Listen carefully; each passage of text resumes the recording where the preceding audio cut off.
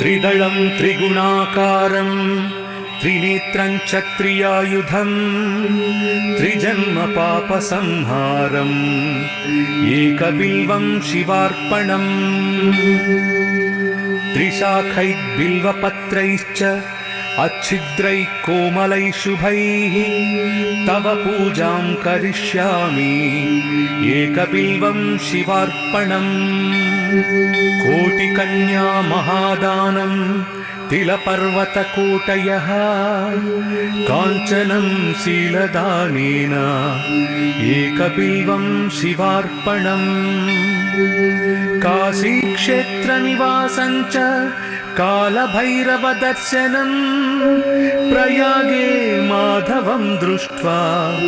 एकबिल्वं शिवार्पणम्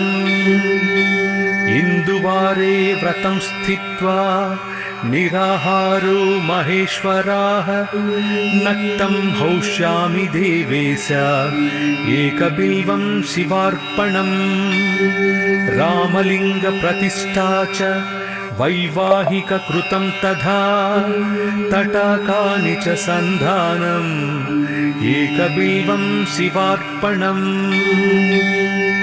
अखण्डबिल्वपत्रं च आयुतं शिवपूजनं कृतं नाम सहस्रेण एकबिल्वं शिवार्पणम् उमया सह देवेश नन्दिवाहनमेव च भस्मलेपन सर्वाङ्गम् एकबिल्वं शिवार्पणम् सालग्रामेषु विप्राणां तटाकं दशकूपयोः यज्ञकोटिसहस्रश्च एकबिल्वं शिवार्पणम् दन्तिकोटिसहस्रेषु अश्वमेधशतकृतौ कोटिकन्या महादानम् एकबिल्वं शिवार्पणम् बिल्वाणां दर्शनं पुण्यं स्पर्शनं पापनाशनम् अघोरपापसंहारम् एकबिल्वं शिवार्पणम् सहस्रवेदपाठेषु ब्रह्मस्थापनमुच्यते अनेकव्रतकोटीनाम् एकबिल्वं शिवार्पणम् अन्नदानसहस्रेषु सहस्रोपनयनं तथा अनेकजन्मपापानि एकबिल्वं शिवार्पणम् बिल्वस्तोत्रमिदं पुण्यं यः पठेत् शिवसन्निधौ शिवलोकमवाप्नोति एकबिल्वं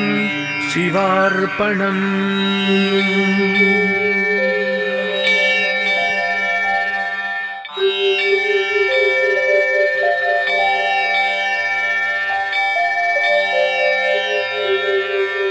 त्रिदलं त्रिगुणाकारं त्रिनेत्रं च त्रियायुधं त्रिजन्म पापसंहारम् एकबिल्वं शिवार्पणम् त्रिशाखैर्बिल्वपत्रैश्च अच्छिद्रैः कोमलैः शुभैः तव पूजां करिष्यामि एकबिल्वं शिवार्पणम् कोटिकन्या महादानं तिलपर्वतकोटयः काञ्चनं शीलदानेन एकबिल्वं शिवार्पणम् काशीक्षेत्रनिवासं च कालभैरवदर्शनं प्रयागे माधवं दृष्ट्वा एकबिल्वं शिवार्पणम् इन्दुवारे व्रतं स्थित्वा निराहारो महेश्वराः नक्तं हौष्यामि देवेश एकबिल्वं शिवार्पणम् रामलिङ्गप्रतिष्ठा च वैवाहिककृतं तथा तटाकानि च सन्धानम् एकबिल्वं शिवार्पणम् अखण्डबिल्वपत्रं च आयुतं शिवपूजनं कृतं नाम सहस्रेण एकबिल्वं शिवार्पणम् उमया सह देवेश नन्दिवाहनमेव च भस्मलेपन सर्वाङ्गम् एकबिल्वं शिवार्पणम् सालग्रामेषु विप्राणां तटाकं दशकूपयोः यज्ञकोटिसहस्रश्च एकबिल्वं शिवार्पणम् दन्तिकोटिसहस्रेषु अश्वमेधशतकृतौ कोटिकन्या महादानम् एकबिल्वं शिवार्पणम् बिल्वाणां दर्शनं पुण्यं स्पर्शनं पापनाशनम् अघोरपापसंहारम् एकबिल्वं शिवार्पणम् सहस्रवेदपाठेषु ब्रह्मस्थापनमुच्यते अनेकव्रतकोटीनाम् एकबिल्वं शिवार्पणम् अन्नदानसहस्रेषु सहस्रोपनयनं तथा अनेकजन्मपापानि एकबिल्वं शिवार्पणम् बिल्वस्तोत्रमिदं पुण्यं यः पठेत् शिवसन्निधौ शिवलोकमवाप्नोति एकबिल्वं शिवार्पणम्